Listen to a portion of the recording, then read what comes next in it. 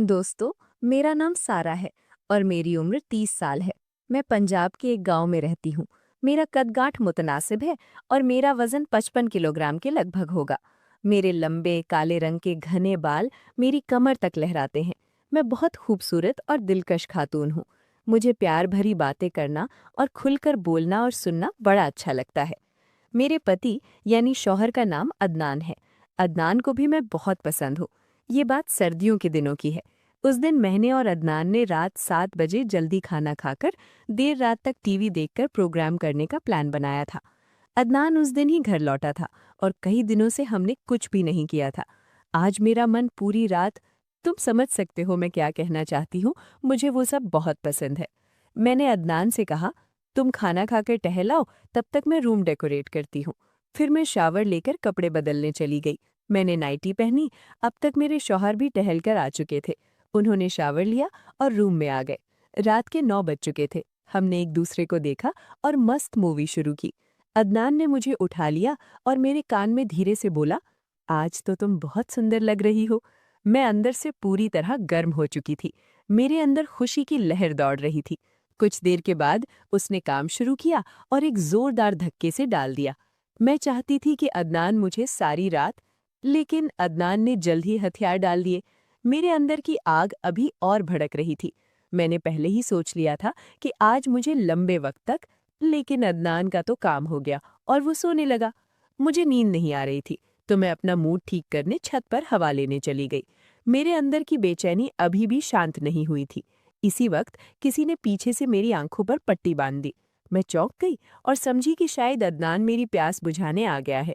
उसने मुझे अपनी बाहों में भर लिया और मेरे दोनों हाथ बांध दिए। मैंने कहा, अदनान, तुम्हारी नींद कैसे खुल गई? ये क्या कर रहे हो? फिर उसने पीछे से मेरे मुंह पर कपड़ा बांध दिया और धीरे से मेरे कान में बोला, शोर मत मचाना, पहले मेरी बात सुन लो। वैसे भी मैं चिल्ला नहीं सकती थी क्योंकि मेरे मुंह पर कपड़ा बंधा हुआ था। मैं घबरा गई और बोली, तुम कौन हो? वो हंसते हुए कहने लगा, मैं तुम्हारे शौहर की तरह तुम्हारे हुस्न का शौकीन बन गया हूँ। मैं एक चोर हूँ और मैंने तुम्हारी फिल्म को देखा है। तुम मुझे बहुत पसंद आ गई हो। इसकी इस बात से मुझे अपने हुस्न पर कुछ फख्र हुआ। उसने आगे कहा, मैंने देखा कि तुम्हारे शौहर ने हथियार डाल दिए और तुम प्यासी रह गई। फिर तुम ऊपर आ गई और अपनी तड़पती हुई चिंगारी से खेलने लगी। तुम्हें इस तरह से अपनी आग बुझाते देखकर मेरा जी ललचा गया है और अब मैं तुम्हारी प्यास बुझाऊंगा। वो बोला, अगर तुम्हारी मर्जी हो तो मैं आगे बढ़ूंगा, नहीं तो चला जाऊंगा। इसलिए मैंने गर्दन हिलाकर हाँ कर दी। फिर चोर ने मेरा मुंह खोल दिया और मैंने उसे बाहों में भर लिया। ये पहली बार था जब मैं किसी और मर्द के साथ थी। मेरे हाथ पीछे बंधे थे, इसलिए मैं कुछ कर नहीं पा रही थी, लेकिन मुझे बहुत मजा आ रहा था।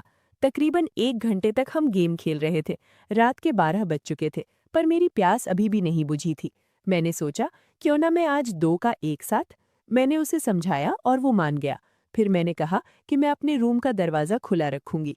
जब मैं इशारा करूं, तुम चाकू लेकर रूम में आ जाना और अदनान को डरा देना। वो मुझसे पूरी प्लानिंग समझकर मान गया और मुझे अपने पति के सामने करने में राजी हो गया। फिर मैं नीचे रूम में चली गई। अदनान बिस्तर पर सो रहा था। मैं भी लेट गई। फिर मैंने उसे सहलाना शुरू किया। अब तक अदनान जाग चुका था और पूरी तरह गर्म हो चुका था।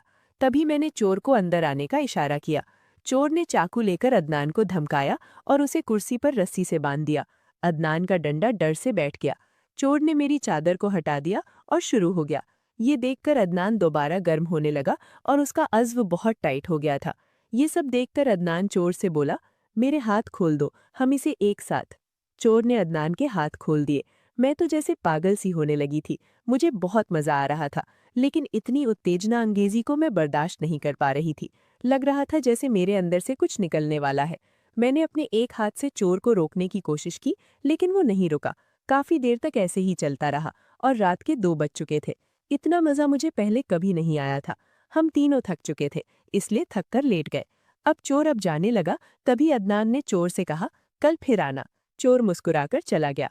तो दोस्तों, कैसी लगी कहानी? अच्छी लगी हो तो प्लीज लाइक करें और चैनल को सब्सक्राइब करें। धन्यवाद।